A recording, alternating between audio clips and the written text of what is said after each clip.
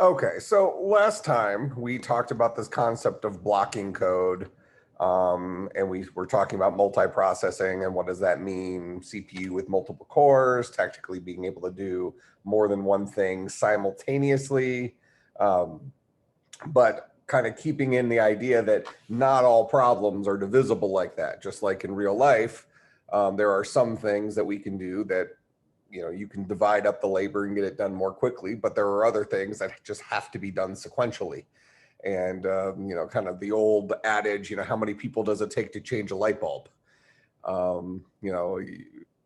That task of changing a light bulb can't really be broken down into multiple simultaneous pieces. So really, it doesn't matter, if there was 100 of you who could change a light bulb at speed 8, and I can change a light bulb at speed 9, and it was just one of me, technically I would be able to do that job faster, even though there were so many more of you. But other jobs, a group of people would be able to finish substantially quicker. All right, so we talked about multi-processing versus multi-threading. So this is more of an operating systems type discussion. Let me hide this bar here. Hide floating media controls. Okay. So this is more of a operating systems concept, but from our perspective here, we're looking at multi-threading as the modern way of having non-blocking code, having more than one thing happen at once. So that's what we kind of want to focus on with that, where multi-processing is an older way of doing the exact same thing. So for us in here, we just care about this idea of having two things happening simultaneously, or more than one thing happening simultaneously. Okay, so where we left off here is this idea of threads to the rescue. And so we talked about multi-processing, but we really haven't talked about the nature of threads. So let's get that out of the way here fairly quickly, and then we'll go and start experimenting with them a little bit. So as we mentioned last time, a whole running program on the computer is considered to be heavyweight. There's lots of stuff that goes along with that. I kind of mentioned last time that when you fork a child process, you end up with an if statement effectively that says, you do a fork command, you get the process ID as the result. If it's 0, that means you're the original parent. If it's not 0, that means you have a new process ID and you're the clone. So the idea here would be is that if I'm the child, I go down one branch of an if statement. If I'm the parent, I go down another branch of an if statement. So you might have 10,000 lines of code, for example, in your program that never get touched because you're the child instead of the parent. And we might say that that's pretty inefficient, that we have, this kind of bulky, container that has all this logic inside of it, only some of which is ever getting executed, which isn't necessarily untrue about any other program. But, bottom line is if you want to create a child to only do a very specific kind of logic, you don't need to have the presence of all that other logic that you're just not touching. It makes the thing, let's say the program kind of bloated, takes up more memory, all that jazz. We might say today that's not that big of a deal because we have tons of memory and things like that. So a lot of these things that used to be huge problems that really needed to be solved, we may be, if that was happening today, we might be less motivated to solve some of them. But we did talk about one possible OS attack that is a good reason. So even if we don't care about memory and stuff like that, we are at the mercy of our, let's see, how do I turn off notifications in here?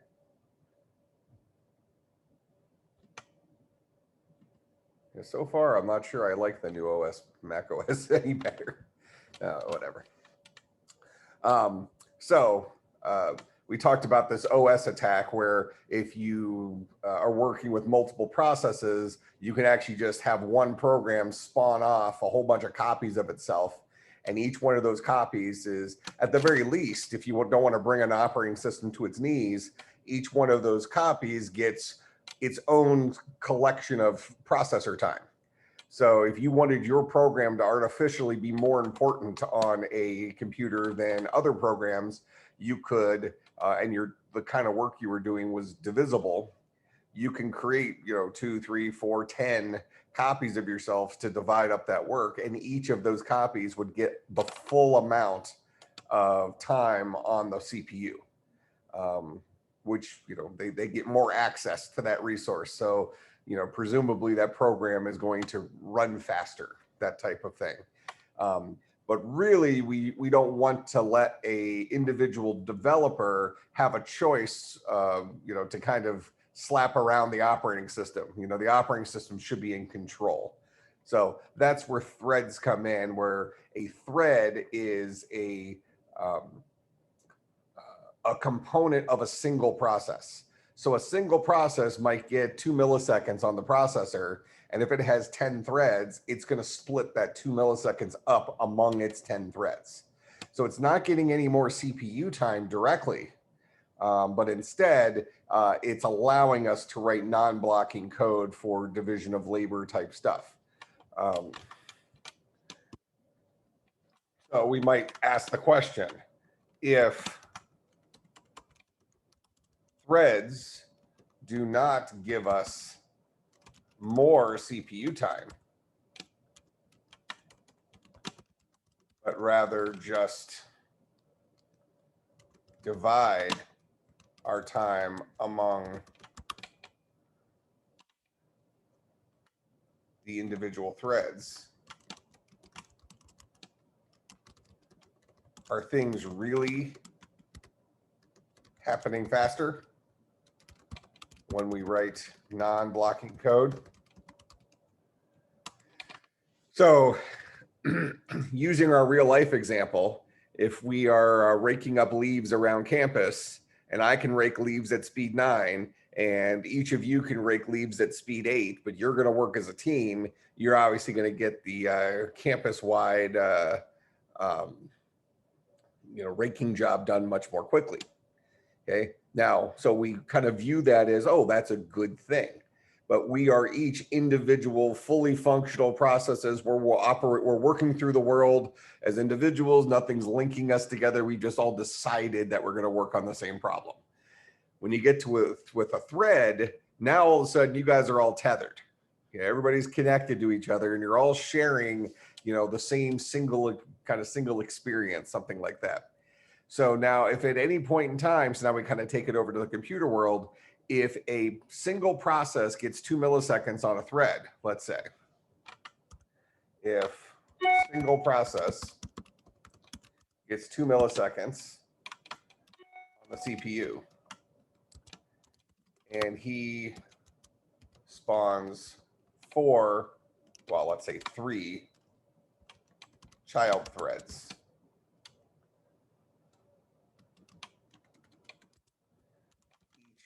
Thread, including the main thread, their original running program,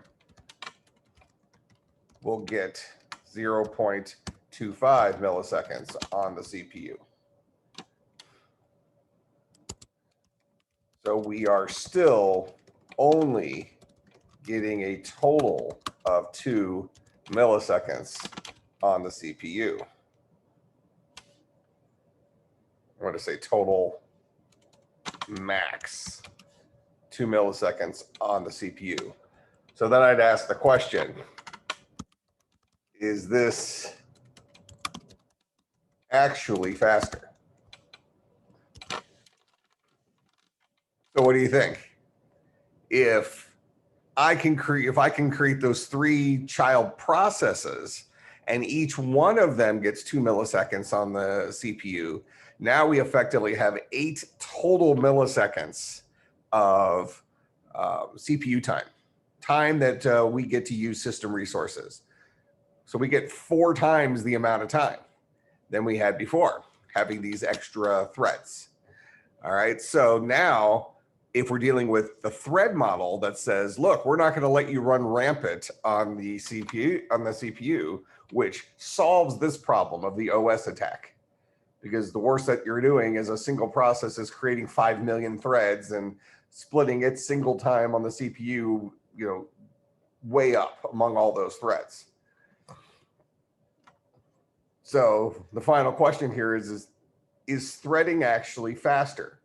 And I'll ask the question more in the context of, assume we have a problem that is evenly divisible, that we can, well, not evenly, but that is divisible. So we can divide up the solution to the problem into 3, 4, 5, 6 steps that can all happen simultaneously. So in a situation where threads would benefit us because we can do some of the problem on these multiple threads and they're all getting some CPU time. Is that actually faster if we're still only going to get a maximum of, by our example, 2 milliseconds on the CPU? Anybody have an opinion, a suggestion before I give the punchline? I mean, wouldn't it possibly be faster because it would happen faster than the 2 milliseconds? Okay, possibly. So possibly you don't use up your full 2 milliseconds, right? So that's on one side. Now I might say though that if, let's assume that our real life example of raking campus, let's say if I was doing that myself, it would take 4 hours. And so in our example here, let's say we get 4 hours of CPU time. And if you guys all work on it, it would actually get done in 45 minutes. So actually, let's say it would get done in 1 hour, just so the math works out easily. So you actually are giving back 3 hours of CPU time to the rest of the computer because you didn't use up the entire 4 hour time that you were allotted the CPU, potentially in that example. So you might say, well, since these things are all happening at the same time, they are each still technically taking up CPU time. That should then add up to the 4 hours that we're on a computer. Okay, so just because we're dividing the problem into individual little pieces doesn't mean that each of those pieces doesn't still add up to time, that when you add up across all those things, if you have 2 people in the kitchen, one person's chopping onions, the other person is preheating the oven, it doesn't really matter if, let's say each of those jobs takes 5 minutes. You still have 10 minutes of labor that has to occur. Now, the fact that each one can get done in 5 minutes and you can divide it, now you can say, oh, well, we can get both of these things done now in 5 minutes instead of 10 minutes. That's fine, but each of those threads, the 2 people working on it, are still only getting so much time on the CPU, so they might not get their whole 5 minutes in. Let's call it 5 units of work in the first period of time they get the CPU. So they might actually have to artificially wait until they get access to that resource again. So the idea here would be, this isn't necessarily any faster. You're still limited on the amount of time you get access to the CPU. And in a multi-threading example, each thread is sharing that CPU time that they got from their parent. Okay, so that 2 milliseconds is going to be divided up among the number of threads you have. Now, like you said, it is possible that if the work you had to do wasn't going to take up the entire 2 milliseconds, then it's possible that you actually did save time by not having to block and wait for your next session on the CPU. So that's one possibility, but the alternative is that most programs don't take up, well, most programs, that's probably the wrong thing. It's not uncommon at all for a process to get time on the CPU and not use all that time, because there's all sorts of things that our computer is doing, that our program might be doing, that artificially has to block. So for example, let's say you get 2 milliseconds on the CPU and the very first thing your program does is ask the user to enter a number. How long is it going to take a user to enter a number? Could be immediately, probably more than 2 milliseconds, right? Or it could be 20 minutes if this user had just walked away. So the reality is if you're doing an input-output operation on the CPU says, I'm not going to wait around for this. Instead, you're going to yield the rest of your CPU time So even if you just started a CPU, you're 1 nanosecond in of your 2 milliseconds, we're going to immediately kick you off the CPU and say, look, you go finish your input output, come back when you're actually ready. Okay, so it's pretty common for processes running on your computer to not use all of their CPU time. So we might say that one thing a thread lets us do is it allows us to, if we can have things that happen simultaneously, it could then allow us to get more stuff done in our CPU time, maybe letting us give up the CPU less often. Because we can have one thread that's sitting there waiting on the input output.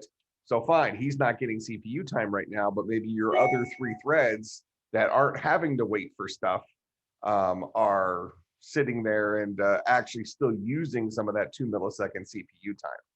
Okay, so threads can still give us efficiency because it doesn't immediately, they don't necessarily dictate that we get kicked off the CPU when we do input output. Input output's kind of like the bane of the CPU. There's something you'll learn about in the operating systems class called context switching, where the idea is that it's fairly complex to load a process onto the CPU. It's kind of like you go into a hotel room and you unpack all your bags, right, ready to live, and then 1 second later they say, oh, you got to get out. You're not ready to actually accomplish whatever you were going to accomplish. So now you got to pack all your bags up and then leave for the next guy to come in and unpack his bags. So that concept of packing and unpacking is called a context switch. That takes time. So the last thing you'd want to have happen in the ideal world is for your program to get CPU time, and the very first instruction says, I need to read something in from the user. So you literally unpacked your bags and then immediately turned around and repacked your bags and left the CPU, yielding the rest of your time. We would say that that's fairly inefficient. It's super common. That's why we don't sometimes necessarily feel bad for the computer that it has to do all this extra work, but better the computer than us, something like that. But threads can in many situations give us more actual time on that CPU, because maybe one of those threads is trying to do IO, but the other 2 or 3 can still accomplish their tasks, so they can still utilize their portion of the 2 milliseconds to get something done. All right. So then the final thing I'll kind of throw out there, man, the new Mac OS even like changes where stuff is in an app.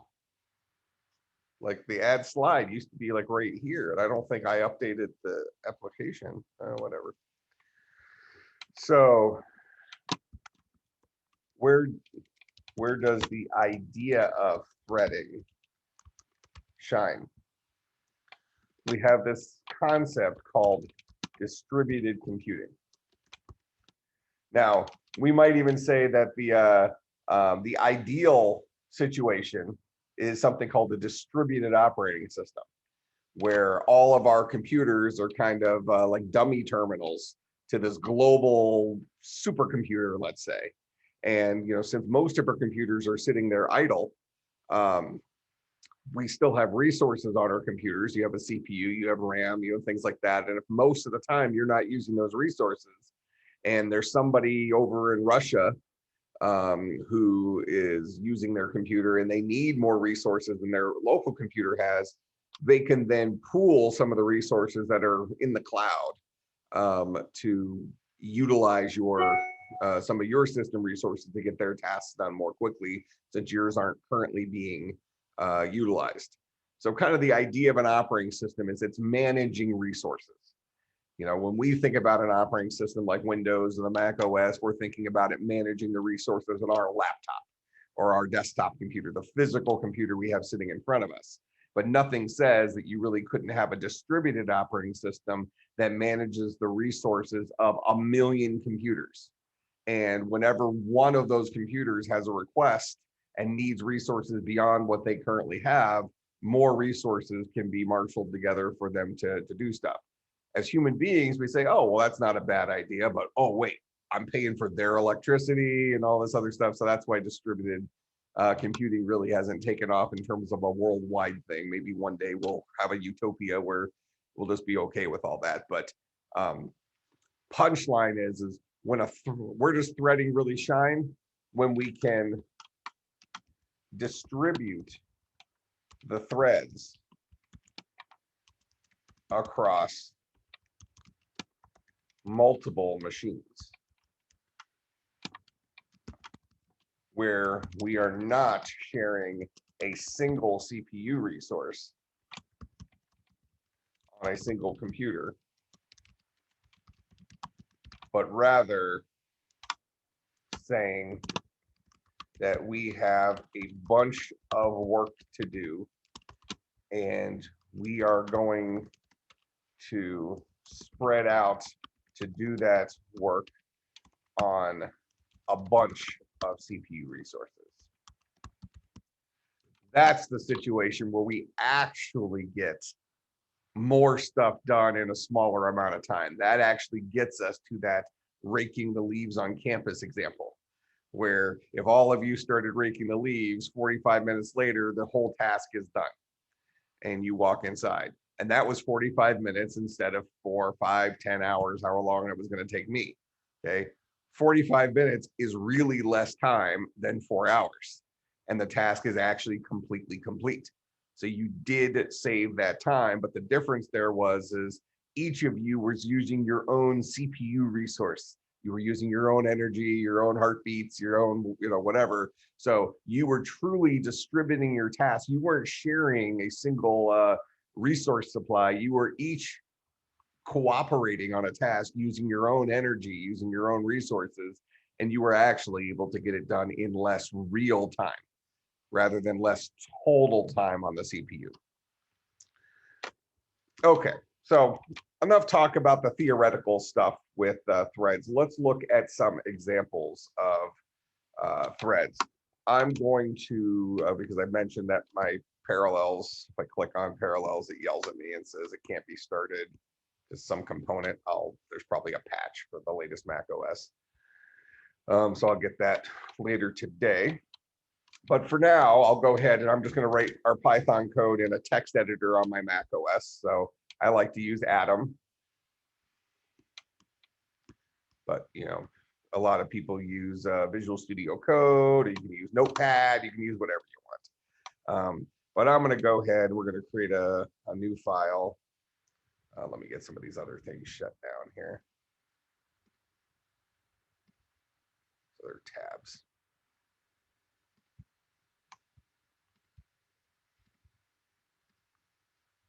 Okay, and I'm going to go ahead and save this guy as thread test.python. Okay, and then I went ahead and brought up an example, and then we'll just modify it. So here's threading in Python. I'm just going to bring the code in and explain it.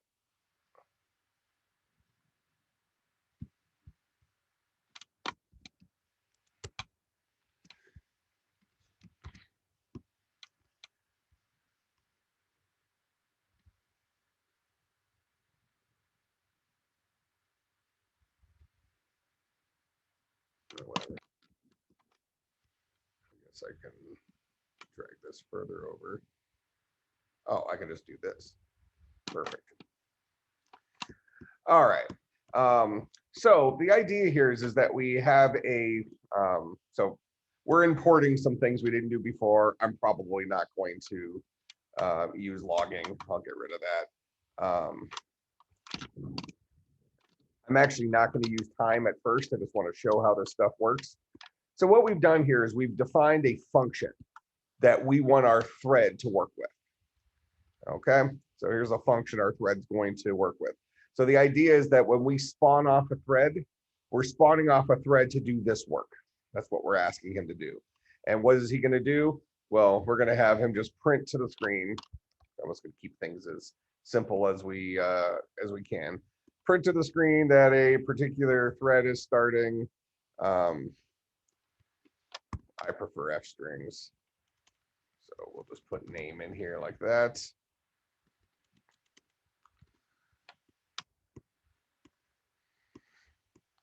And then this sleep thing, I'm actually going to get rid of that for right now. that's another example they're trying to do. So what do I want to do inside of my thread? What I'm actually going to do, instead of saying thread is starting, thread is finishing, I'm going to do this. I'm going to say for I in range 0 to, I'm going to say 1,000. Let's just get it counting quite a bit. And then we're going to go ahead and we're going to print out an F string. And we're going to say name followed by a colon followed by I. So name is going to be like the unique identifier for this thread. And then when we print it out, it'll say like, actually, we'll probably be able to give it a name. So it'll be like thread 1, 0, thread 1, 1, thread 1, 2. But then intermixed, you might see thread 2, 2, thread 2, 3, thread 3, 1. You're going to see these threads all happening at the same time. You'll see that as an example. So this is what we want each thread to do. They're going to have a task where they're going to count between 0 and 1,000, and they're going to print out their name and their current number. Okay, that's what that thread is going to do. And I'm going to get rid of a lot of this extra crap. So we can just focus on the thread part of this.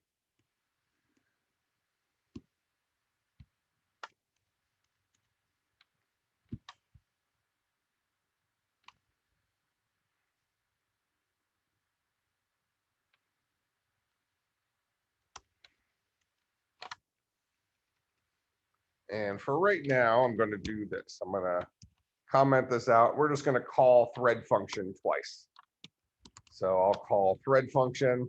Well, actually, let's keep writing this the way we've been writing our code. So we've always defined a main function.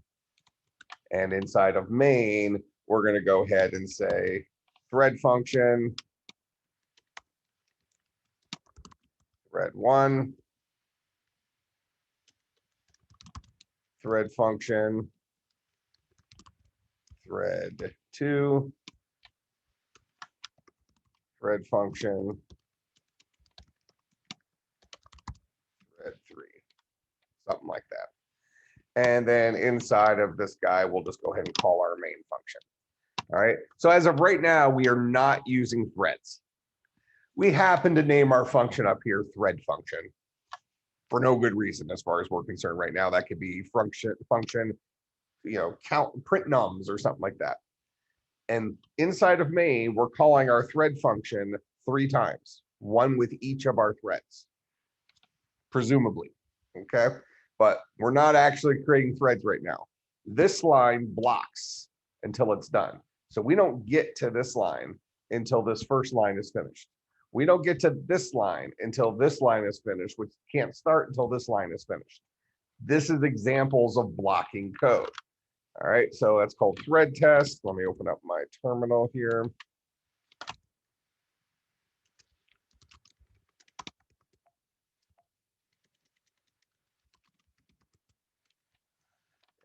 Call this guy Python 3 thread test py. What don't we like? How much is my stuff broken? Okay. So I need to use Python 3. Active developer path, command line tools missing. So there's something with Xcode for me reinstalling this. That's fine. Just take all this stuff. Let's go on to a website that lets us do Python stuff. Online Python interpreter. Go to reply it. I think I already have a.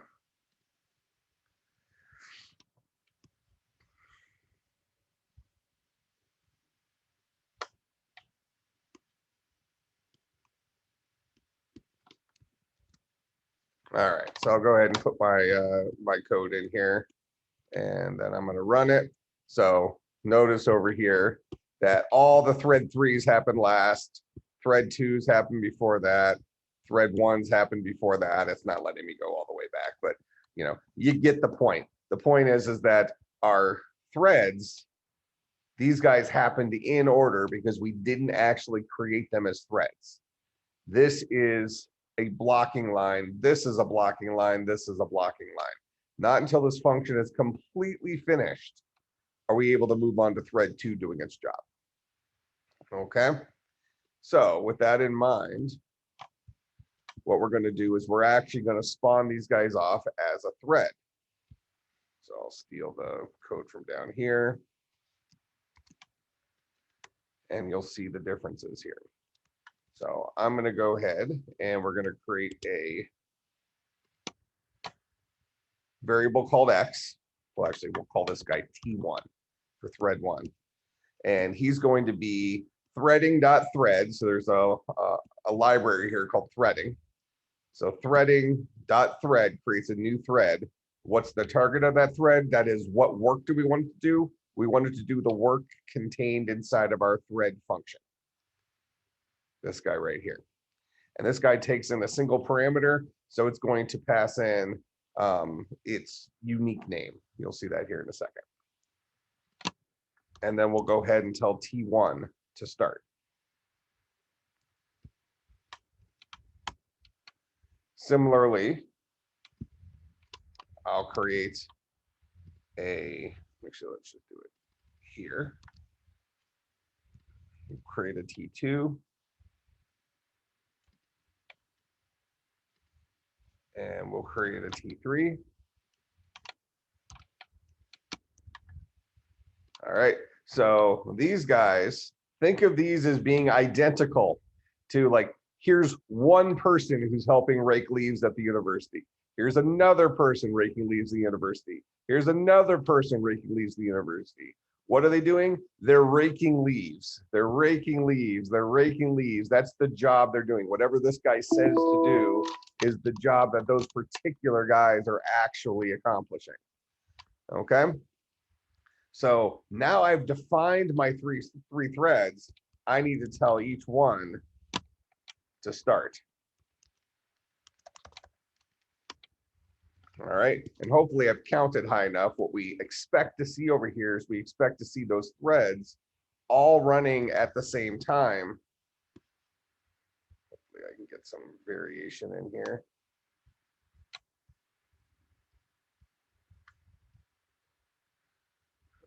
Let's see, let me take it down to 10.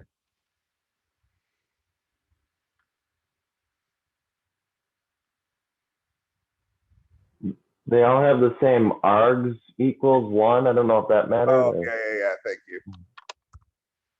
I don't even know what args means, but that's the arguments, the parameters being passed in here.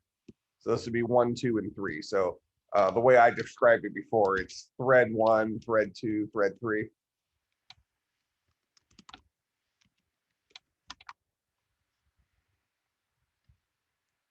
So kind of unique names for these guys. This is the parameter I'm passing into the function.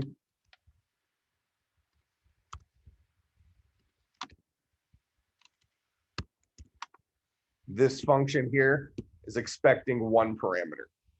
The parameter I'm passing it for this thread is thread 1. Parameter I'm passing it for the next thread is, oh, what happened to my,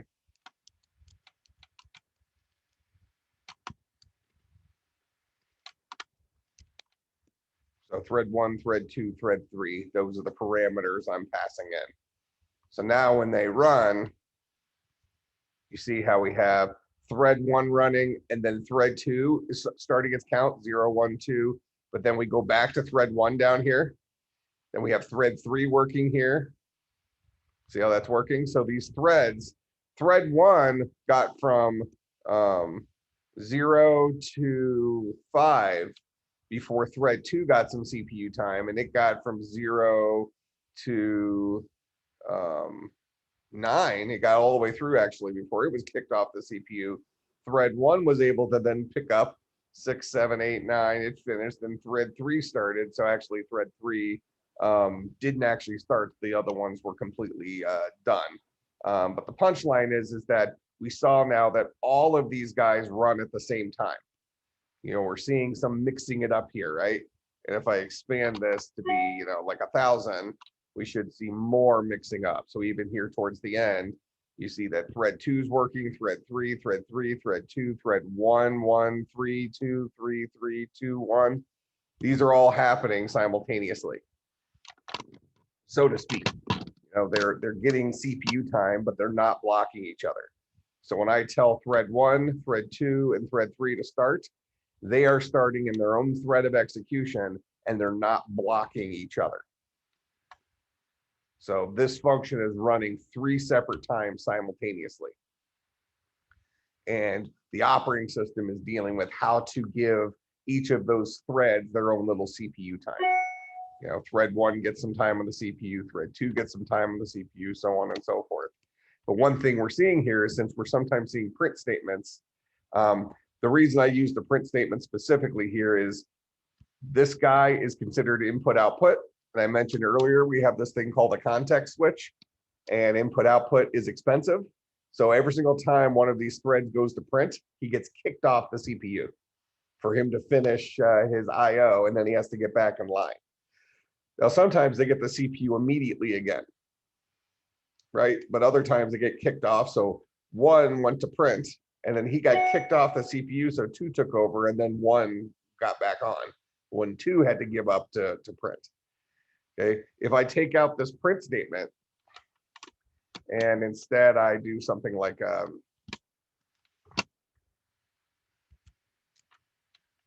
account is equal to 0, and then let's say count is equal to count plus 1, something like that. So instead of actually printing stuff out, and maybe we instead of printing stuff out, we just count. But I do need to give some. We're not going to have any output now of our. I'll do a single print at the beginning.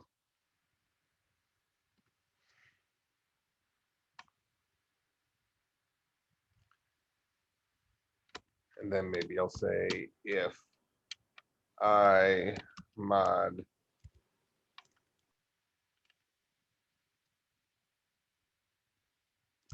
ten is equal to 0, print name. So we're every 10 times through, we'll print the name. So it's not going to give up the CPU as often. So we should see more runs of numbers. We're kind of playing with the threading system a little bit, but we see, I think, more runs of numbers because we're only printing out sometimes. Okay, but the punchline for us is, as far as we're concerned, each one of these threads is executing their body at the same time. We don't have control over who gets CPU time when, but we're just saying, hey, I want these 3 things to happen relatively at the same time. Go. So when we tell those threads to start, so this is the magic. The threading library we can create a new thread that says, what am I going to run and what are the parameters to it? And then it gets stored in this variable, and then we tell that thread to start. And he does the magic behind the scenes of a thread actually beginning. If that makes some sense. All right, so questions about threads in general, let's say at this level right now. I have a question. In the case like this, where all we're doing is cycling through a range of numbers, having the operating system kind of manage this threading function, I guess, is that slower than it would be if we were to just run the program straight through, since all we're doing is counting? And we're not waiting on an input or anything like that? In this particular case, the answer is probably yes. It would probably be faster to just let it run to its completion, because you don't have the individual threads getting, one thread kicked off so another thread can get his portion of the CPU time. Because of the nature of the work that it's doing, that's probably a true statement. It's probably faster to not write this as a threaded example. The reason we wrote this thread is that we can actually see that those counting things are happening independent. Right. And then so when we would want to use threading though, is if like we're waiting on an input or something else that might block, if it's a blocking code that could be waiting on like a slower thing other than the computer, like a person's input or something. Well, right. Yeah. So, I mean, because the idea would be, here, let's see if we can fake this. So a good example is, let's say we're going to do a Google search. So we'll create a function, def Google search. And, we'll have this guy take in, we'll have him take in a person's name again. And what we'll have him do is we're going to have him say,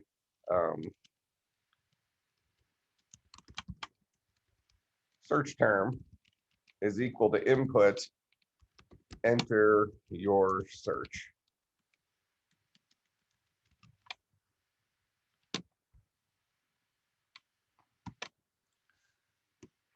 Like this, and now it's waiting for us to enter in our search, and then we'll just go ahead and print out search term. That's what searching means in this stupid world of Google searching in our little case here. Then what we'll go ahead and do is we will, I need to fake it a little bit here. We're going to create a while loop. So while true, we're going to do some stuff. And what are we going to do? We're going to say, I think we can use time. Didn't the example have like a time dot wait? Time dot sleep. Time dot sleep, and that's 2 seconds, I think. So let's use that guy. So what we're going to do is we're going to say time dot sleep, and then let's import random.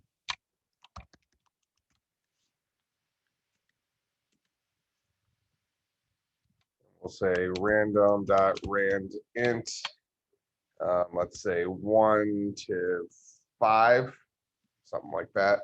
So we'll sleep from 1 to 5 seconds, and then it'll be as if another thread came in. So we'll just call this guy a thread, and then we'll say a thread dot start. We'll get rid of all that, and then we'll just call this guy a search thread.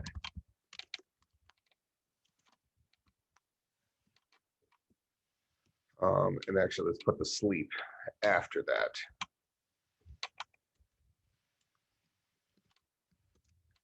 All right, so we would say that this line here definitely blocks.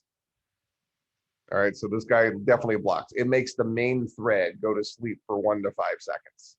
Okay, but we have this other thread that's already currently working. So here, I'm going to actually print out a search request is coming in.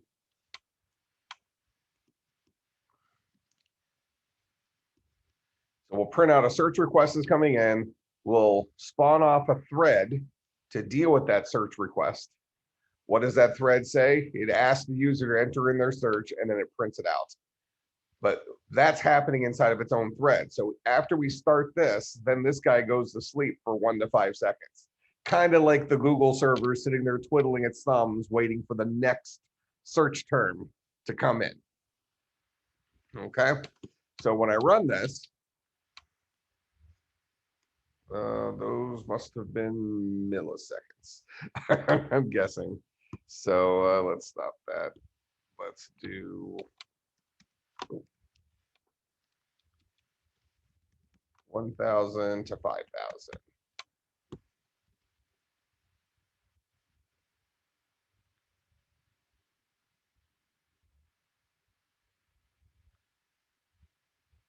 Why isn't it waiting on my input?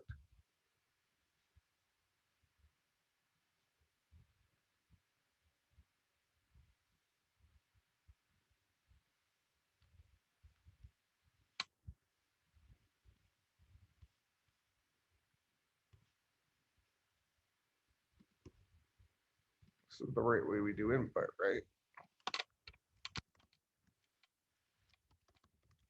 Input.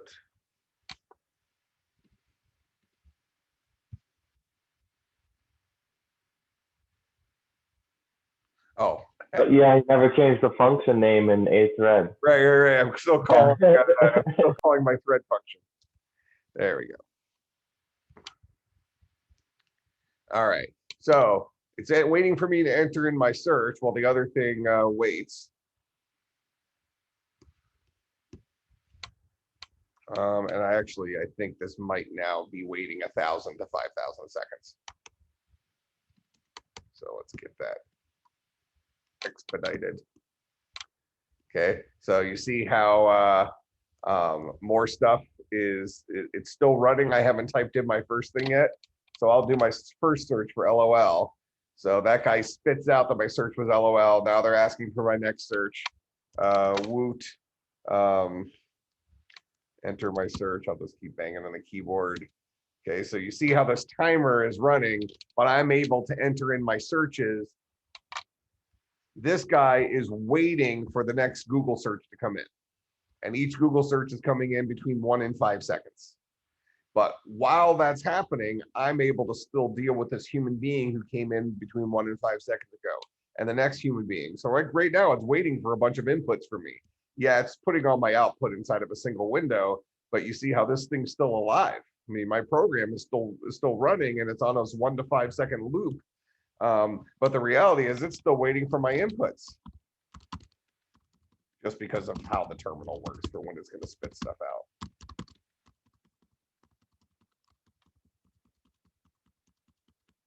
Now I'm beyond, so now it's asking for my search again. I'm beyond the end, I have to wait for it again.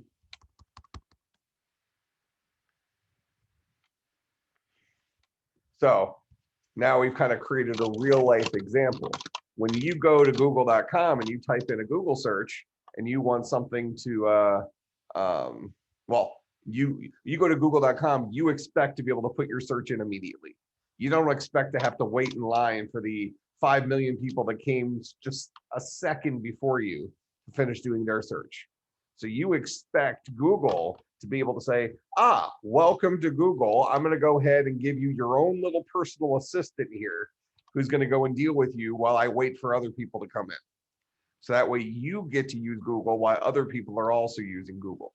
Now, if all of Google's stuff was running on a single computer, it's going to still get bogged down pretty quickly, right? You have a single CPU. You imagine that Google has zillions and zillions and zillions of people who use it every single day, every single second, really.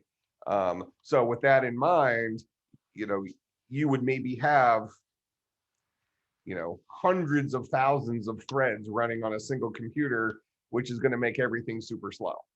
But getting back to what we were talking about a few minutes ago with distributed computing,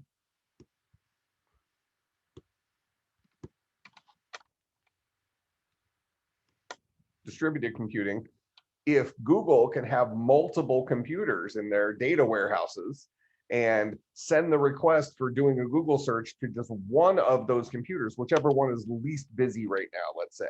So you kind of have a pool of resources. The smaller version of this would be when you call into a help desk. They might have 50 people working at the help desk. Your call gets routed to whoever's currently available, right? And if all 50 people are currently with other customers, then you get put on hold. But generally speaking, the hope is that it gets served relatively quickly. Now, Google, we expect have more than 50 resources, can handle more than 50 simultaneous queries, but the number of queries that can handle simultaneously is not infinite. I don't know what it is, but it's not infinite. So with that in mind, you say that when we need to handle more queries, what do? We add more computers to our distributed system. Okay, so questions about threads in general here.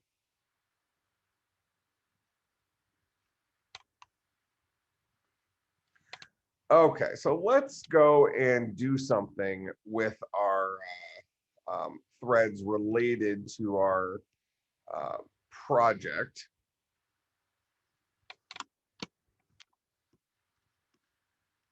I'm going to create just a simple, let's see, do we have the latest?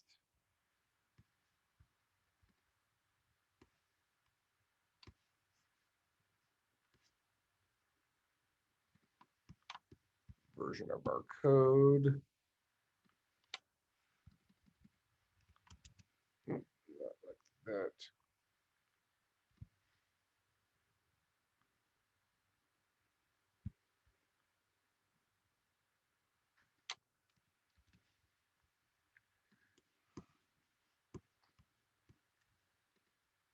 Create a new file. I'll save this as game.py.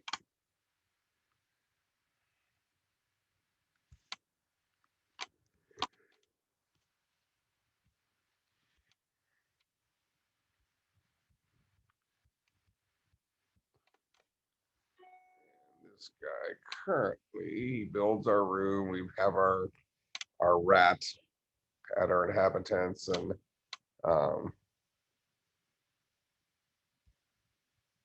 I don't think we have our kill command yet, but that's okay. Oh, and actually, I don't want it in here. I want that code over here and reply it. I need to give myself a new file. Game py. Go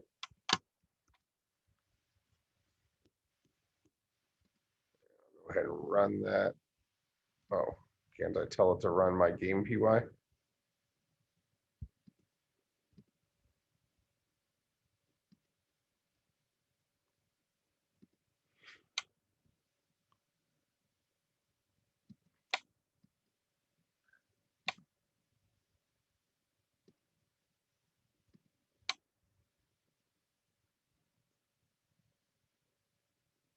Oh, whatever. I'll just copy this stuff into. So it does it run main py by default? That's what I think it runs.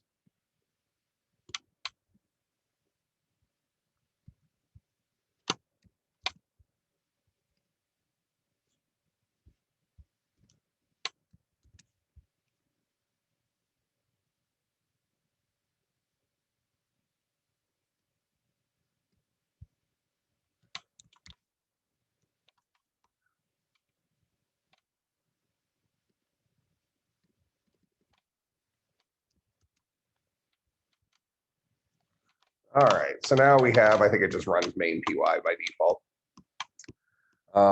So we have our entrance.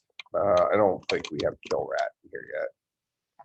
Yeah, it just assumes directions. We wrote that in our other thing. So I'll go to the north, I'll go to the east, so on and so forth. Okay, so the idea here is that our we're back to our world where we can just walk around. Now, what we want to do here is we want to add a little life to this.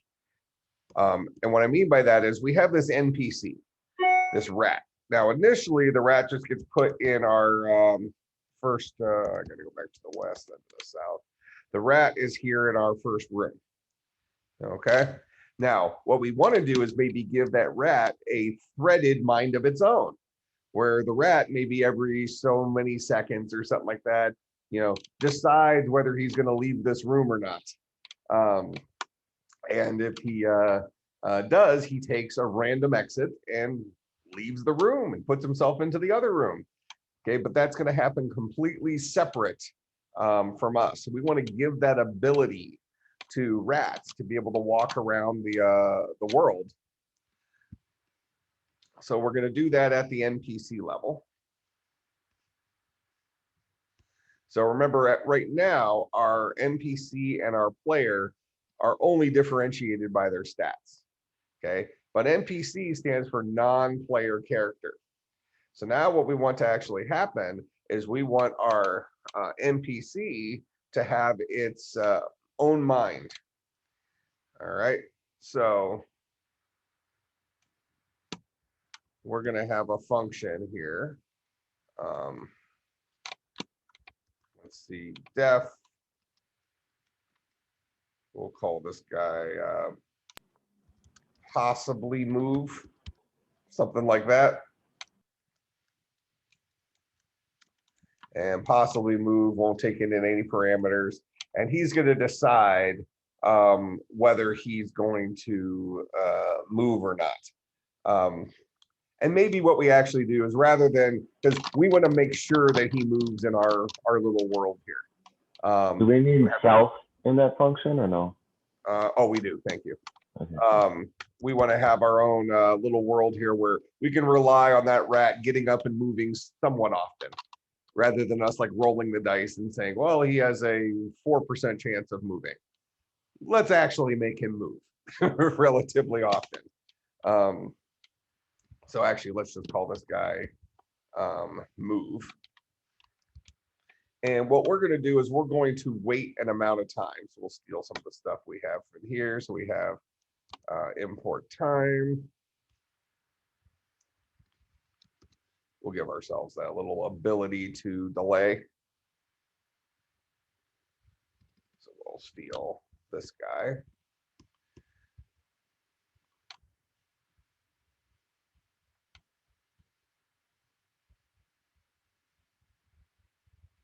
So inside of our move function, we'll go ahead and we're going to wait for some amount of time. We'll wait between 1 and 5 seconds. I think that's reasonable enough. And then we're going to randomly pick. So now that we waited, let's randomly pick a direction to move.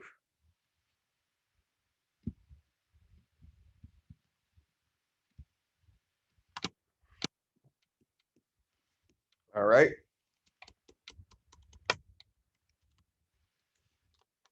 So where are our possible directions to move? Well, it's going to be this inhabitant's current room. Remember, inhabitants know about the room they're in. So here's their current room, and rooms have a collection of exits. Okay, so a room has a list of exits and a list of inhabitants, blah, blah, blah. So what we're going to actually do here is we're going to we're going to give a room a new ability. So we're going to teach a room how to get random exit.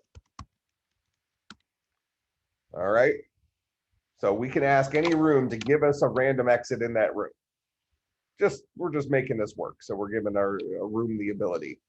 Okay. So the idea would be is that the rat goes to sleep for 1 to 5 seconds.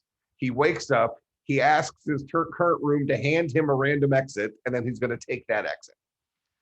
All right, that's the concept here. All right, so we're going to go ahead and get a random exit. So how are we going to do that? Well, we're going to, we know that we have a length of list of exits, number of exits. So number of exits is equal to the length of self.list of exits. All right, so that's going to be our number of exits.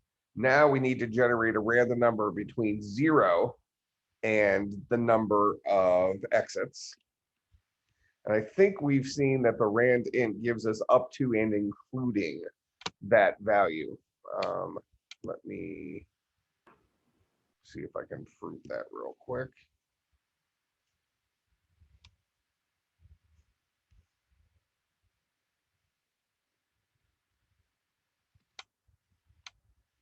We'll say for I in range 0 to 100, print random dot rand int 0 to 10. I think we'll get zeros. I think we'll also get 10s.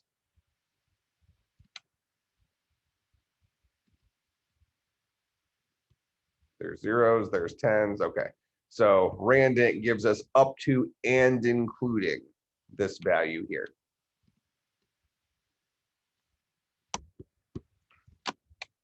We'll go back up to our room. We're writing a get random exit. So we now know our number of exits.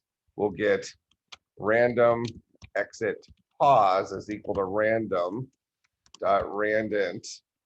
And randint is we're going to give it a number between 0 and number of exits minus 1. Okay, those are the legal buckets of my list of exits. And then we'll go ahead and return self dot list of exits at bucket random exit pause. All right, so when we ask an individual room to give us a random exit, he gets his total number of exits, which is the length of his list of exits. He generates a random number between 0 and that number minus 1. So it's one of the positions in that list. And then he returns that exit.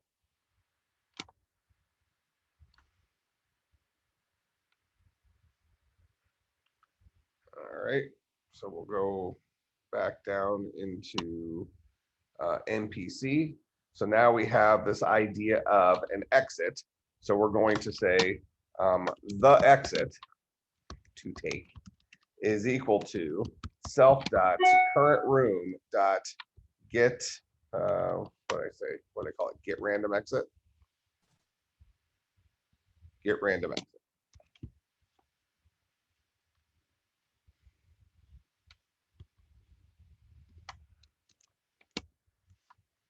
All right, so this guy will return some random exit. And then we want to actually take that random exit. And if we go down to our loop here and we see how we took exits before, we have the exit. Otherwise, we tell the exit to take the exit of us. So we're going to go ahead and we're going to say, actually, let me just copy that so I don't have to remember the name of the.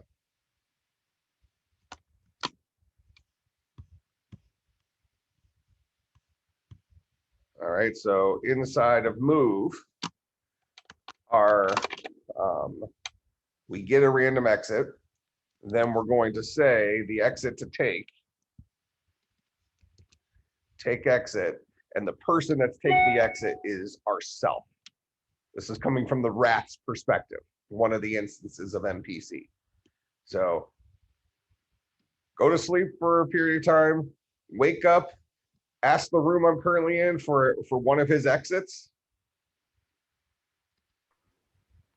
You should have it display its current room too, just in case so we don't lose it. Yeah, I'm going to. I'm actually going to have him say something before he takes it. So I'm going to have him say, print. Let's see. What is it? Self.name. I got to make that F string.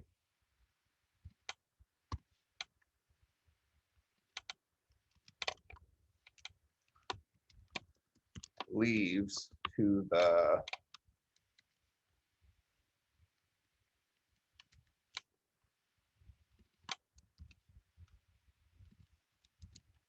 exit to take. I think it's called direction, isn't it?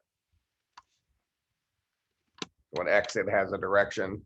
So this will be like rat leaves to the east, something like that. We'll see that, and then he actually will take the exit, which will make him leave, and then he'll go to sleep again for 1.5 seconds. All right, so this is going to be for our NPC. Now, we're then going to go ahead and when we first add them to a room,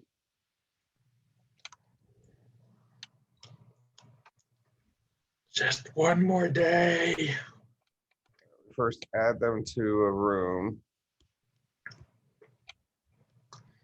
Just one.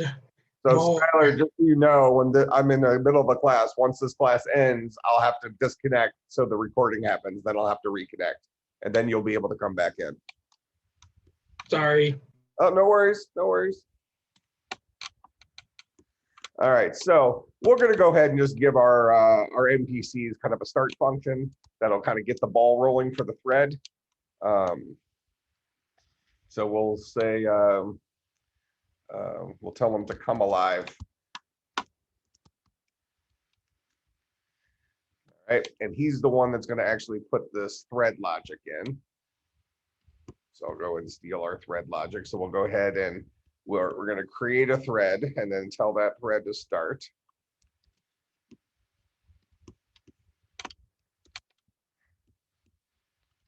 I'll indent a little more since that's what it did automatically above. All right, so my target is going to be self dot move.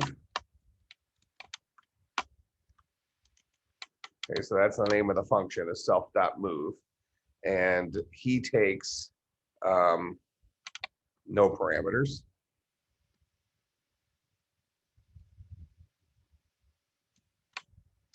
I think I should be able to write it.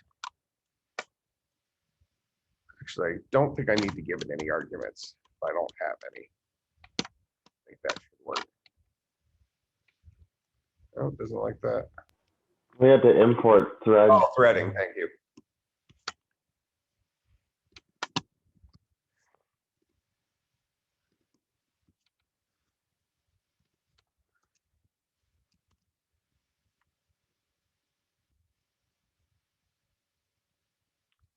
All right, so we'll create a thread. I'm not giving this function doesn't have any arguments to it, so I'm not going to pass in any arguments. So we'll create the thread. We'll tell the thread to go ahead and start. So that will actually make, so this magic here, what I call this come alive function, he's the guy who spawns off a thread and tells that thread to start, and this is what that thread does. So I've kind of like turned on this NPC's brain when I call come alive. So then down here, after I've added the rat, let's say, to my first room, I can go ahead and say, rat, come alive. That will tell the rat to go to sleep for 1 to 5 seconds and then start doing his thing. Let me stretch this out a little bit. So we'll go ahead and run this. A rat leaves to the north. So I should be able to go to the north and find him there.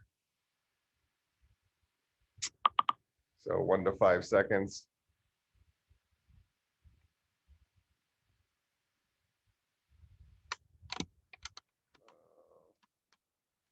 Go to the south. Let's go back to the north.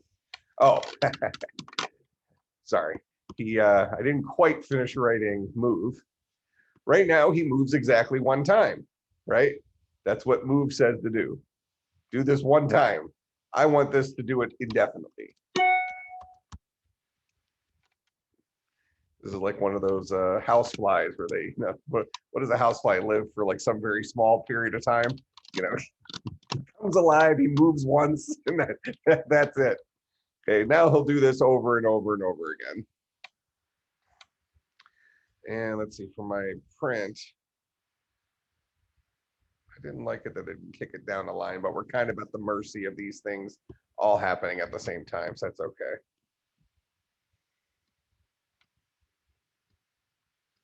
All right, so a rat leaves to the north, then he goes back to the south. So he's actually right where we are. He goes to the north, leaves to the west, so I can chase him. Now we have a Tom and Jerry game. Right. Leaves to the east. I'm chasing. Oh, where'd he go? Where'd he go? It is a Tom and Jerry game. Oh, there he is. I lost it. Now he's back to the east.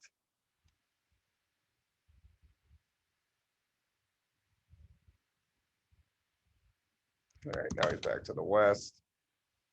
All right, so in any case, maybe we increase his rambunctiousness a little bit, or decrease his rambunctiousness, and maybe he wanders a little bit less often. But we do, like you said, kind of have a Tom and Jerry game where our rat is running around our maze, and we can go and chase the rat and try to hunt them down with our, death match or something like that. And when a rat is then killed, what would happen is he would stop moving around, that type of thing. So what we're going to do for our homework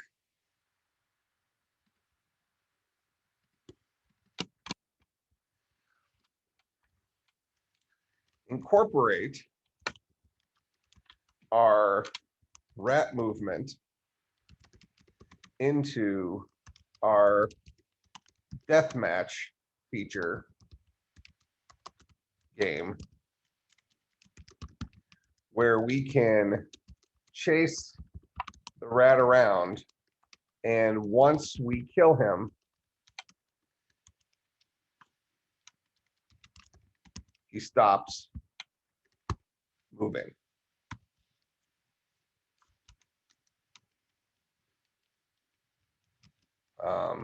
And dies. Something along those lines. So the idea would be is I can chase this rat all over the map. And maybe what I would do is I would increase his, I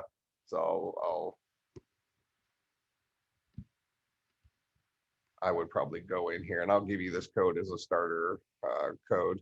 And then you should already have the code for the deathmatch piece. Where's my, it's after this. Yeah, so maybe we make him sleep for 5 to 15 seconds, something like that.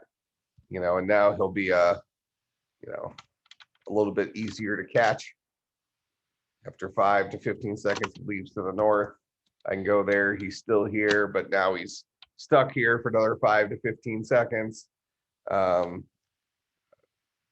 wait for him to move one more time. He leaves to the east. So now follow him to the east. Now I might say kill rat, but this version of the code doesn't support our kill. So in any case, but when I do kill a rat, it should enter in, it should make him stop moving, enter into a fight, and if he loses, he should completely stop moving.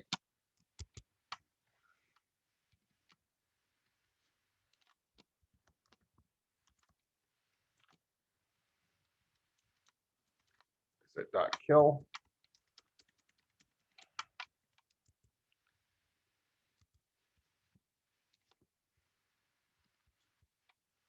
I think it's stop or kill. Python stop at thread.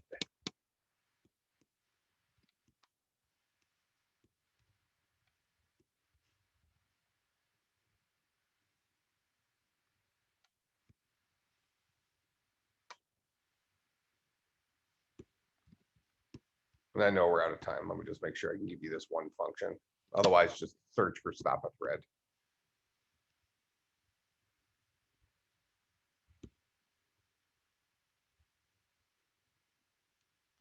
All right, well, so your best bet then is going to be, we're going to say to stop a thread, make the function that it is running end.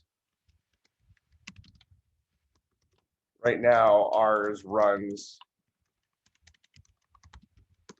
while true. You probably need to change true to something else that you can control when the rat dies. Like, well, let's just leave it at that. All right, so incorporate movement into the game and allow us to still kill a rat and he stops moving so we don't have a corpse driving around. All right, and I'll go ahead and I'll give you this code as a starting point. And then I will see everybody on, actually it's, yeah, this is the right one. And then I'll see everybody on Tuesday.